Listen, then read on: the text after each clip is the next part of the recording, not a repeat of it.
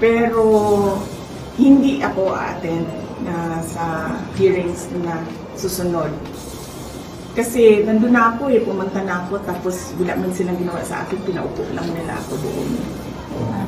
Pero we plan to send a letter, we plan to say why, and then I plan as well to submit an affidavit about the confidential funds. Under oath din naman yung affidavit na yan. And for all the others, we plan to tell them kung ano yung pwede nilang gawin sa akin. So, hindi ko alam kung bakit inimbita nila ako, hindi man nila ako binigyan ng mga tanong. Hindi siya nag-oath eh. So, kasi under sa rules namin, dapat lahat ng mga tatanungin ay nagtitake ng oath. So, balit hindi naman siya nag-oath. So, sa aming paniniwala, wala rin namang magiging saysay kung ano yung sasabihin niya kung hindi naman siya magtitake ng oath.